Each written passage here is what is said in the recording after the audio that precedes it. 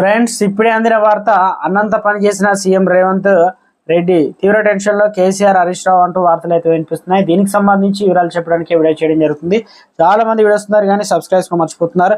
దయచేసి ఈ channel subscribe చేసుకొని బెల్ ఐకాన్ వాల్స్ పై ట్యాప్ చేయండి. ఇటువంటి ఇంపార్టెంట్ ఇన్ఫర్మేషన్ మిస్ అవ్వకుండా మీ ఫోన్ నోటిఫికేషన్ రూపంలో వస్తుంది. చాలా మంది మీరు చూస్తున్నారు కానీ లైక్ చేయడం లేదండి. దయచేసి లైక్ చేయండి. ఇన్ఫర్మేషన్ అందరూ రీచ్ చేసిన వారు అవుతాం. మనం చేయాలనుకునే ప్రతిసారి హరీష్ రావు అమరవీరుల స్తూపం గుర్తొస్తుందంటూ ముఖ్యమంత్రి రేవంత్ రెడ్డి ఎద్దేవా చేశారు. మాజీ మంత్రి హరీష్ రావుకు గన్ పార్క్ వద్ద రావడంపై సీఎం స్పందిస్తూ హరీష్ రావు మోసానికి ముసుగులో అమరవీరుల స్తూపం అన్నారు.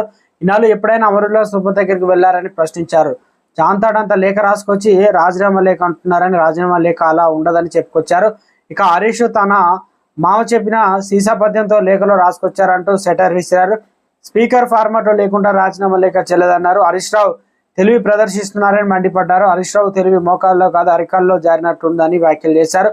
హరీష్ ఇప్పటికైనా చెప్తున్నా, నీ సవాలు ఖచ్చితంగా స్వీకరిస్తున్నా. 15 ఆగస్టులోగా 2 లక్షల రైతు రుణమాఫీ చేసి తీరుతా, మరి నీ రాజీనామా రెడీగా పెట్టుకో అంటూ మరోసారి కూడా ముఖ్యమంత్రి రేవంత్ రెడ్డి సవాల్ విసిరారు. ఇప్పటికే తెలంగాణ రాష్ట్ర వ్యాప్తంగా నిరసనలు సవాళ్లు నడుస్తున్నాయి. ఇక హరీష్ రావు వచ్చేసి 6 గ్యారెంటీలు, దాంతో పాటు 13 హామీలు నెరవేర్చాలని మంత్రి అనగా సీఎం రేవంత్ రెడ్డి స్వయంగా నీ ఏదైతే సవాళ్ళను స్వీకరిస్తున్నానో ఆగస్టు 15 లోపు ఖచ్చితంగా చేసి తీరుతాను, నీ రాజీనామా లెటర్ను ఇక జోలో పెట్టుకో, రాజీనామా చేయడమే అంటూ రెడీగా ఉండనే విధంగా వ్యాఖ్యానించారు. మొత్తానికి రాజకీయంగా కాంగ్రెస్ వర్సెస్ బీఆర్ఎస్ పచ్చగడ్డేస్తే బగ్గుమండంత స్థాయిలో రాజకీయం తారస్థాయికి పెరిగిందంటున్నారు నిపుణులు. రాజకీయ